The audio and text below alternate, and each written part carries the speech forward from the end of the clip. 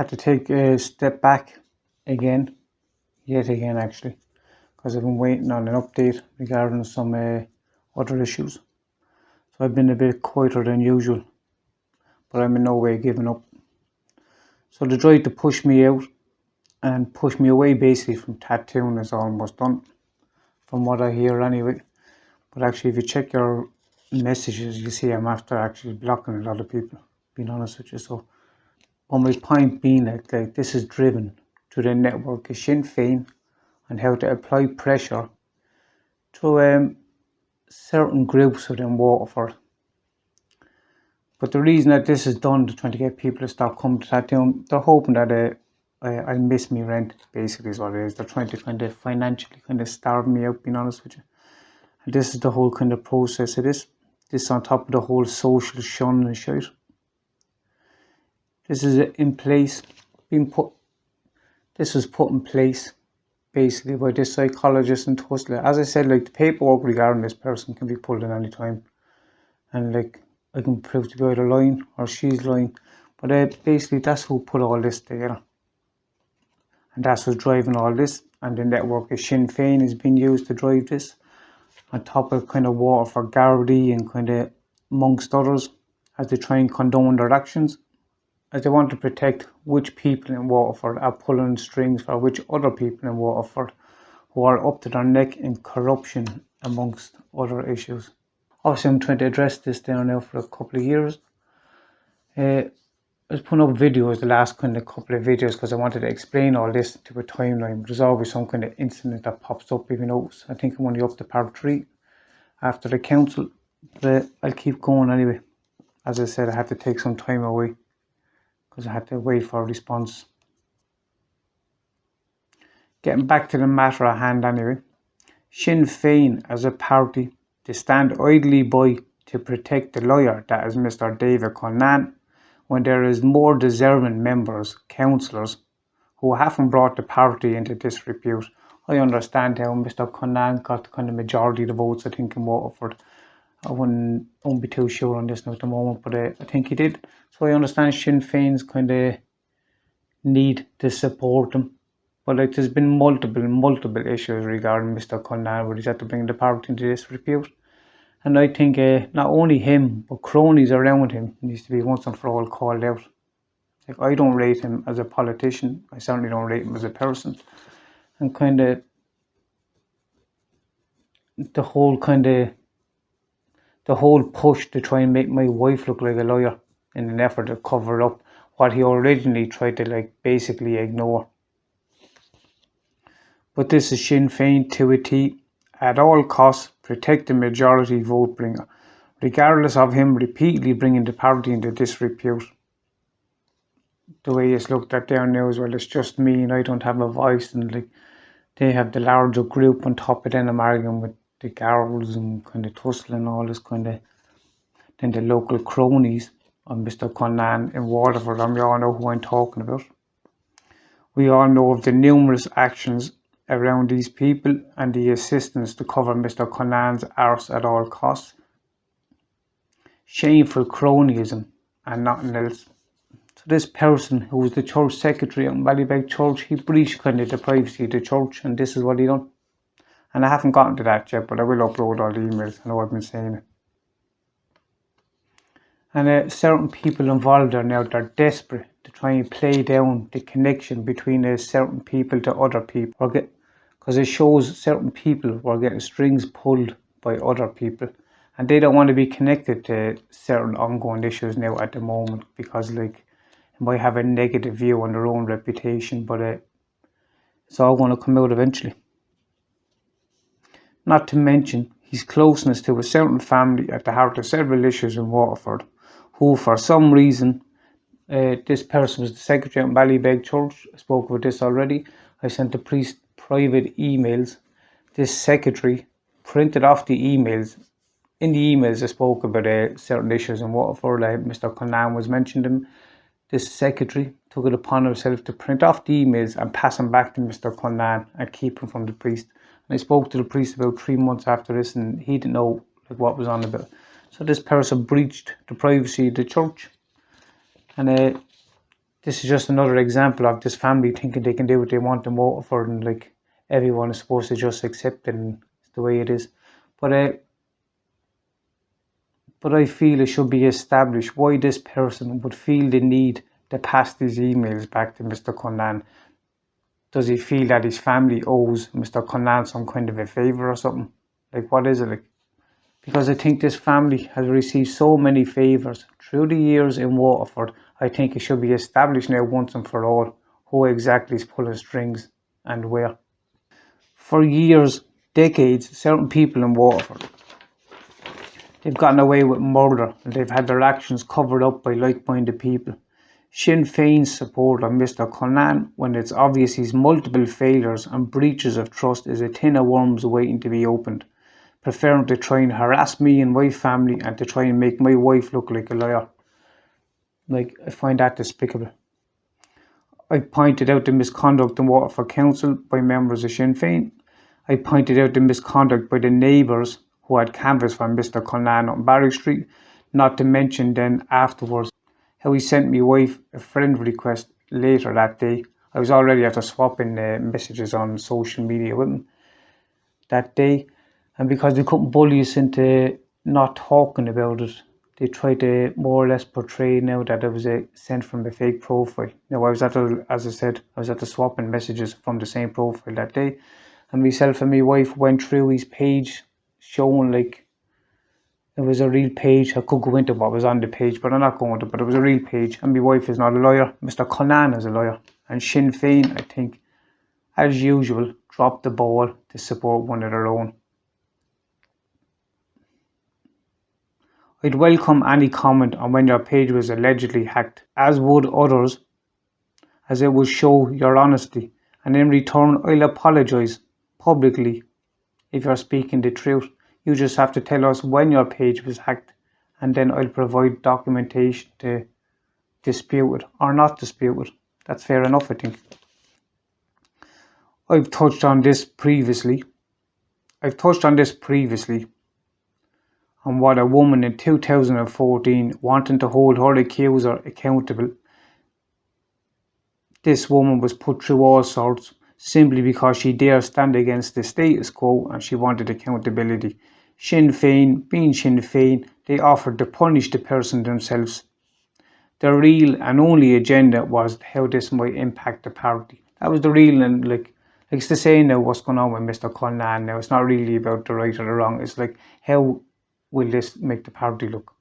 And this was the same with this woman back in 2014. It wasn't about the actual, like, the actions of what this person have done, which is what it should have been. It was about how it's going to make the party look. Like, are TDs above accountability? This needs to be like addressed once and for all, because if they're above accountability, like, it's not a democracy that we're in. Like, some of these people, they're on radios after building careers, like destroying the characters of other people and the other parties, while they're worse than any of the other parties or any of the other TDs. They're just more adept at lying, and because they have more of a threatening group behind them, people won't speak out. Like, I believe that every person should be like open to accountability, especially people that are building their reputations pointing the finger at other people. Surely, at the very least, they should be transparent. I've been waiting on a reply or two regarding one or two other issues. I put up a video there recently there showing that my mail was opened up in Waterford Garda Station. The letter then was put into another envelope and sent down from Waterford Garda Station. This was regarding the findings of a complaint. This will give you some kind of an insight into the corruption that I'm dealing with Waterford Garda. I previously was dealing with GSOC. They tried shutting down my complaint very rudely. They tried to shut down all my complaints. They basically just ignored me. What's going on now in Waterford? GSOC tried to do it. They basically just ignored me, thinking, well, there's nothing they can do. We just simply ignore them. But what happened was I wrote to Judge McCabe, who's on the panel of GSOC. I think he's the head of GSOC now at the moment. But I wrote to him. And to be fairness, I don't know the ban now or that, but he got my complaint open back up, and I received a letter of apology from GSOC of how they're after mixing up me complaints and all this kind of shenanigans, being honest with you. So now I'm going to have to contact the head of GSOC again regarding the opening of my mail, regarding the findings of how a summons out of date, registered, posted, was able to be obtained and how it was obtained, and like there was no explanation of this. I wasn't even explained of my kind of right to appeal this decision. Obviously, they tried to explain it afterwards. The superintendent down in Tramore, who was supposed to be independent, doing this kind of investigation. But if you look at me last letters I put them up on Facebook, it points out the issues with that superintendent. But these are the same people then I'm supposed to trust. I'm supposed to follow protocol and procedure, while these people like manipulate, they edit information, like where there should be paperwork, there is no paperwork. So like that alone is evidence. When there should be paperwork there and it's not there, that's evidence in itself. And then the evidence that I do have, but they won't take this because they know what I'm offering. We have a person locally whose family, right, who followed me in and out of Arkeen Hospital over the last few months. I'm not going to get into the issue, right? There was a personal issue. Everyone will know this person, him and his brother actually, followed me back and forth to the hospital, like trying to harass my family, right? Ongoing. This person, as we know, then he approached me car, my wife, my daughter in the car. They're trying to provoke me. Before that, he was trying to provoke me, and I wouldn't answer him. I'm being honest with you, right? He said several things. One of the things that he said was more or less he tried to pass a threat through me to somebody else regarding a local charity. And essentially what he done is he tied himself and his family to this whole incident, of this ongoing incident. Now the guards are aware of this and they don't deem that this should be like looked into. Do you know what I mean? From what I understand, there's bail conditions set down under another previous issue. And I understand that none of the potential witnesses should be given any forms of kind of like threats or anything. Even though the Gardaí are aware of this vital piece of evidence, as he tied him, his family and this charity to an ongoing issue that's been going on for decades. And they don't seem that this is important. A person's bail conditions was pointed out to me, and I believe this is very relevant to those conditions. And if the Gardaí are saying it's not, then why are the Gardaí saying it's not when it clearly it is? He's passing threats to me, to another person, regarding this whole charity. Like, why? I wanted to address my ex and this Waterford psychologist who like basically started all of this in 2015. While she now spreads her hair program, my ex this is now, right, taking addicts from addiction to do hair, and this is backed by Tussle. I have so much to say about the character and the lives of this woman, and I will in time. I'm just kind of putting it together if I'm being honest with you. I'm addressing podcasts that she's been online and fabricating her past. This woman makes Amber Heard look like Mother Teresa. That's no word of a lie. She's turning addicts to hairdressing, a platform that she has to talk about herself essentially. As she goes into tattooing, everyone knows this is something I do, but look, I can't have anything with this woman. This is this whole kind of mentality of this person. I can't have anything. I've been reported to the Tussle, been reported to the Dole. This is just last month. Do you know what I mean? She tried to ruin my wedding, my mother's funeral. This is ongoing. She broke all court orders. Like, there's multiple things, and I will talk about it. And I just want to point out that this is what Tussle is backing, in the hope that like this will all go away, because Tussle have their own interest that they need to try and protect. So you have me ex like flooding both markets, hairdressing and tattooing, with addicts. Not that I've anything against addicts now or ex-addicts. It's not about this.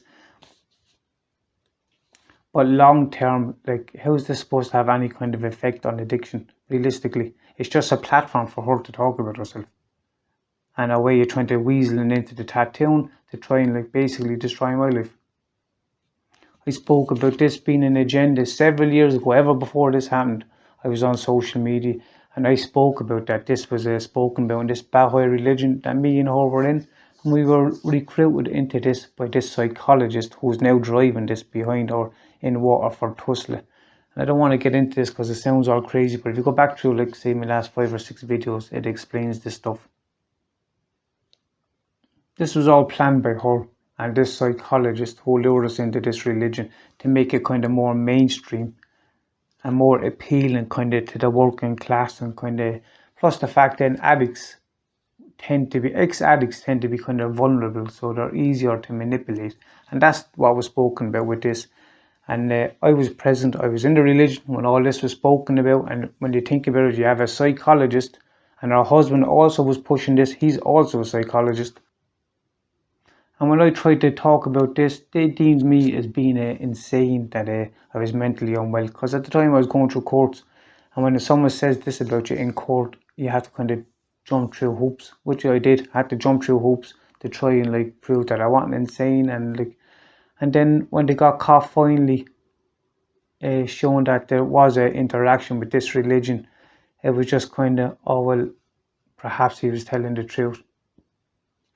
Like, if people wanted to become hairdressers, barbers, or tattoos, like, they don't have to be addicts to do it. You can do this of your own free will. Like, what about all the people who wanted to be like a barber or a hairdresser or a tattooist, who decided to knuckle down and study and learn how to learn the trade basically? So their market now is going to be flooded by ex-addicts. Do you know what I mean? This makes no sense, and I don't have an issue with like ex-addicts. You should educate the addicts about kind of what drives them to take drugs in the first place. CBT kind of psychology, this kind of stuff. She's just looking for a platform to talk about herself, and this is why she's being promoted by Tussle, is because of this corrupt psychologist that's driving all of this. She have no interest in tattooing. The only interest she has in tattooing is the fact that I do it, and the fact that she's trying to destroy it. Years ago she promised me, she said, I'd make sure that she'll never ever have a customer. She did. There's no word of a lie. And as for me ex, she's on podcast here and she's boasting about how much she loved crack and how much she kind of got away with murder and got away with this. Like, God forbid she show a bit of remorse for the people that she sold the heroin to. Do you know what I mean? And the destruction that she's after causing. Now I'm going to bring up certain issues regarding her. I haven't really gotten to it because I'm still kind of compiling articles and kind of like stuff that she said. And I want to show, because she's implying that she's in an abusive relationship, which is totally not the truth. She's even gone to the stage, like, I've even used like the date. I showed all this now, like, that's the date I got out of rehab myself. She's trying to pass that off. Like, this person needs to be called out because she's deadly, deadly dangerous. I can tell you that. She's a narcissist, and more importantly, she's misleading people, and it needs to be called out. Do you know what I mean? Like, the sports club that she speaks about up in Ballymun. Like, is this not the same sports club that your sister has the license for the bar in the sports club? Like, talk about nepotism while you push the sports club. And then on top of that, then you're saying that you're linked in with a psychologist, a psychiatrist. Is that actually the same person that's your sister also? That's your other sister. Am I right? Using her marriage name. So would I be right here? And is that not the degree that she bought from England, that right now they're talking about, that the HSC like are pushing people using these fake degrees? Do you know what I mean? So that needs to be looked into. And I guarantee you there now, there'll be some form of a degree given to this person to try and cover the actions that Tussle backed this person without checking the credentials. And I was with my ex when her sister bought that degree. I was with her. She paid, I think, nearly €10,000, I think, for it. She bought it from England.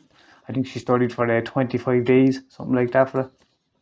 Do you know what I mean? So to have someone like that advising you on kind of addiction or any other kind of life's problems, I feel is kind of unethical. And actually, I think it's dangerous, being honest with you. But more importantly, then, it shows exactly what Tussle are backing. Do you know what I mean? What are they blindly backing without doing any kind of due diligence? Like, what I claimed about that psychologist and what for Tussle, like, this can be checked. It's not just me like alleging stuff. This can be checked, and you should check it, because look what's being pushed there now. Look, like, you're promoting lawyers, you're promoting people with fake degrees. Like only the last 2 weeks there we have a report on RTE primetime, I think, where they're talking about psychiatrists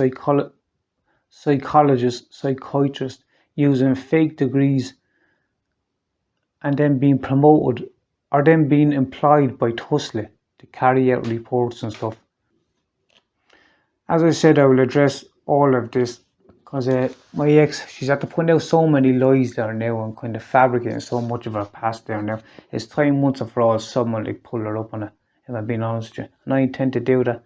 And I know I don't have much of a following because I know it's been suppressed because of bargaining with Sinn Féin, water for Gardaí, water for council, like the list goes on if I'm being honest with you. But at the heart of this, she's the one that started all of this, her and this psychologist. And that psychologist, what I claim, like someone can pull the paperwork and show me to be lying or to be telling the truth. Like it's virtually impossible for me to try and have a voice in this. Like there's no support network. They say there's a support network for the whistleblowers. There's no support network. This is all lies. I can't even get a solicitor in Waterford over the corruption of another solicitor. Do you know what I mean? And how she ran to a TD and basically got strings pulled there as well. And now they're desperate to keep it all hidden.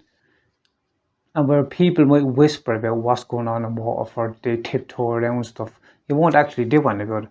Do you know what I mean? No one speaks out about it. No one does anything about it. Everybody looks the other way. And basically what you're doing is essentially you're kind of empowering the corruption of these morons. Like I have to have concerns for the future of me wife and me daughter now. All because my ex was allowed to lie at will. No one ever pulled her up. Everyone thought I was lying and they just assumed, oh, he's lying. Don't listen to him. And now there's a large volume of documentation that supports everything I'm saying. And even like when you look even 2 weeks ago, the Gardaí, like how they made a major fuck up by opening me mail and then sending me down the letter they opened in another envelope. Obviously that was given to a secretary or something and they read it and said, here, send him down that. And they sent down the whole envelope and all by mistake. But it just shows kind of what I'm dealing with. If I, as a man, did what my ex has gotten away with, and she's been encouraged by a psychologist employed by Waterford Tusla, our own healthcare system, I'd be jailed, and make no mistake about it. This woke society that we have at the moment there now, where they're all quick to kind of jump to defense of the kind of minority, which is fair enough in one sense, but at the same time they trample all over the rights of a heterosexual man. Do you know what I mean?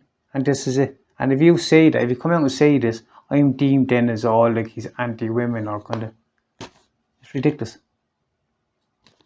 And I just needed to address this because I keep getting off topic, if you notice, with all of this kind of crap.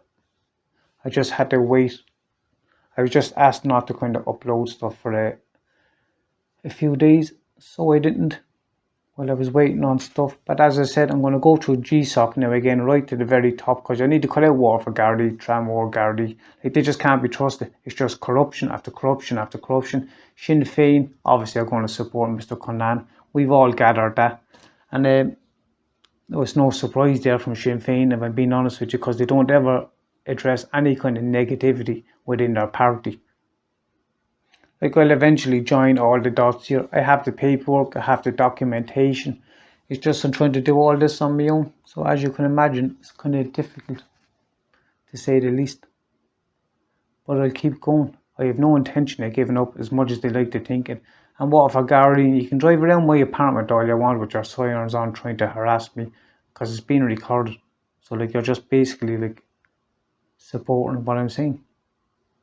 One more thing I wanted to bring up as well, there was a advice that was passed around a certain group of people in Waterford that were told to stop sharing certain stories that they could potentially be called as a witness. And if that was the case, ye would have been informed when this person was in court. And you need to go to a solicitor and you need to question why would it be that I haven't been informed that this person was in court if I'm potentially going to be called as a witness? Should I not be informed? And if they're not informing you, why? So I'm sure now people will be encouraged now not to share this, not to listen to this, because what I say, it's not because it's untrue, it's because it's true. and if it was untrue, they'd be after proving it's untrue and held me accountable and shut me up once and for all, wouldn't they? So I'll leave it there, and I'll be back in touch, and I'll make my videos more frequent there now. And I'm in the middle of sorting out my website, and I'll be uploading the documentation on that supports what I'm saying, because I know how crazy this must sound. So I'll leave it there.